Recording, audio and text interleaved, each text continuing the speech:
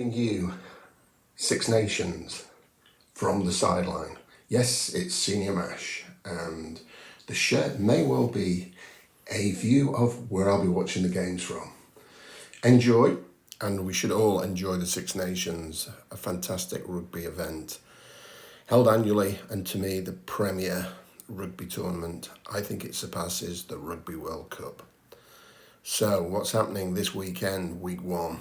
Well, we've got France versus Wales, Scotland versus Italy, Ireland versus England. And we start later on today in Paris, where I'll be watching France versus Wales. And tomorrow it's on the TV with Scotland and Italy, Ireland and England. A great day's viewing. What a Saturday it is. Really looking forward to it. Teams have been announced. Great source for getting the information is the Guinness Men's Six Nations Twitter account. Use it regularly. France are lining up very strongly in my opinion, and to be fair to Warren Gatland, he's had to make some changes following a pretty awful Autumn Nations series. Probably Tomaso Williams has been the standout. Looking more closely at France, you can't look past their number 9, Antoine Dupont, and their 10, Roman Ntamak. But for me, it's all about Gregory Aldrit at number 8. I think his ability to dominate games from minute 0 to minute 80 is quite amazing. And good luck to the French team. For Wales, good to see Henry Thomas. Saw Henry play in England under-16s in France many years ago. Really looking forward to seeing David Jenkins. Got real high hopes for David. Saw him playing at Exeter University. And big shout outs for Aaron Wainwright and Nick Tompkins. Going to be an interesting game.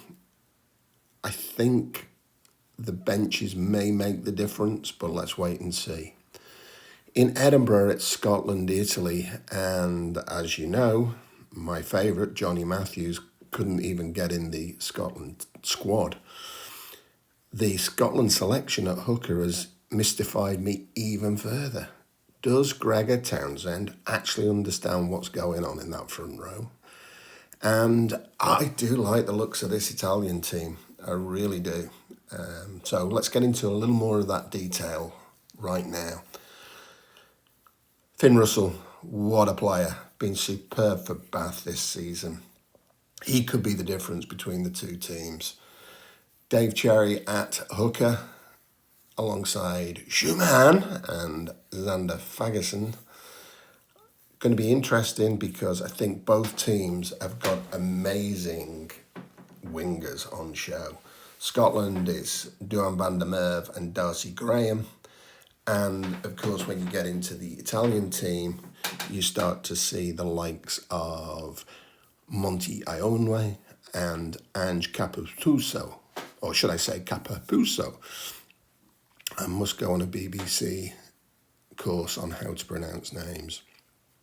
Excited for the back row of Italy with Lamaro, Canoni and Negre. I think they could really cause Scotland some problems. And I have got a sneaking feeling that Scotland are a little bit undercooked in the second row.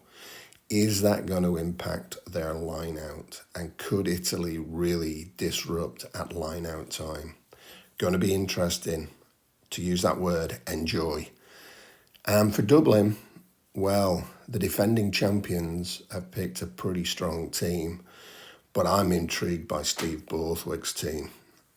Steve gets a lot of criticism in the media, as we all know, but I think he's looking very interestingly at this game and has put a lot of thought into the selection. I think you can argue about the number 8 selection, but I think Ben Curry has, for me, been the standout back row player in English Premier Rugby this season, and I'm delighted that he's getting that chance.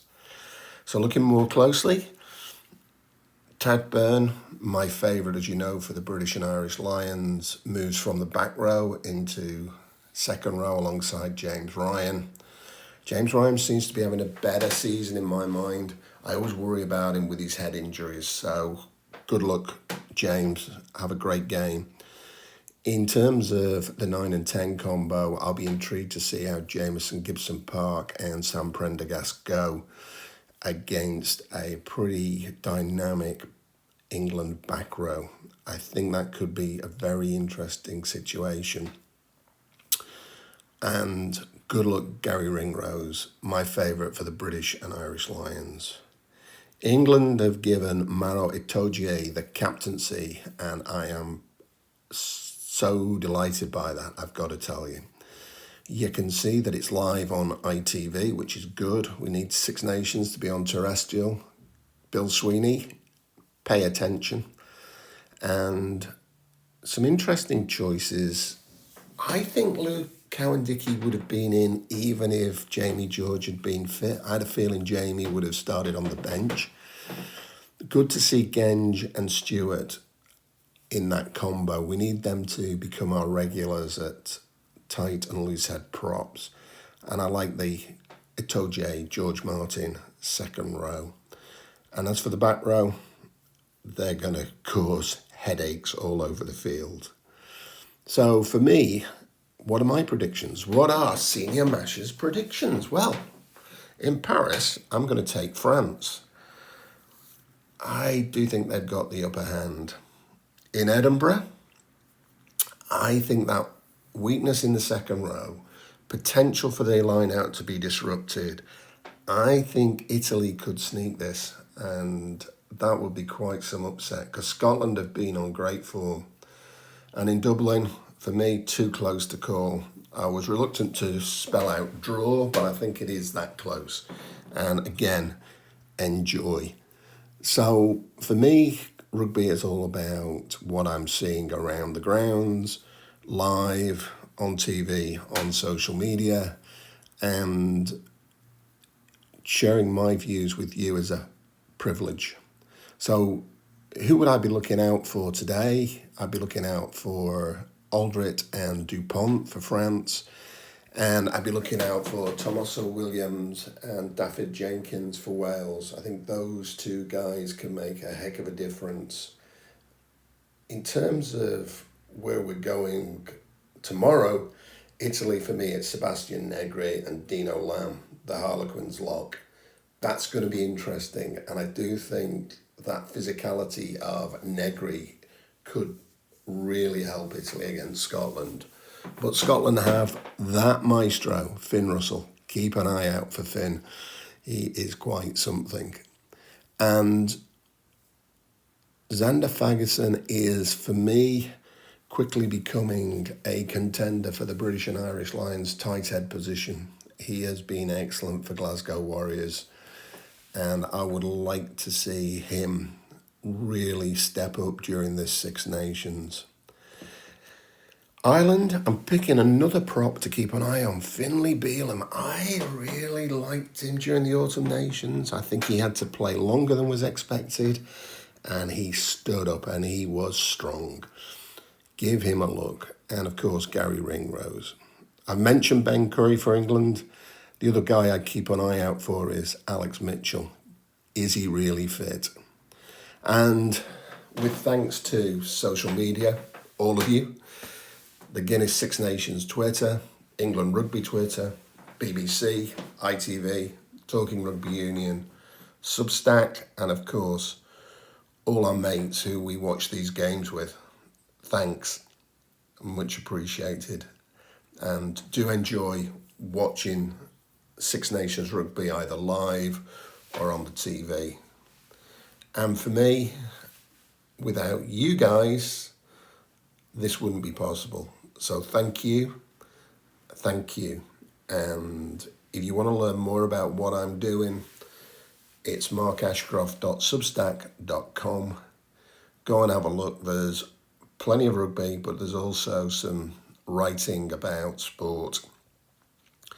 So for me, Senior Mash is a chance to reflect, to look back at memories, whether they're on the rugby pitch, the cricket pitch, or in life generally. I've had fond memories with Six Nations rugby, I would say, for over 55 years, and I've thoroughly enjoyed it. I've had the pleasure of watching on TV, watching live. Go and enjoy it. Enjoy, enjoy, enjoy.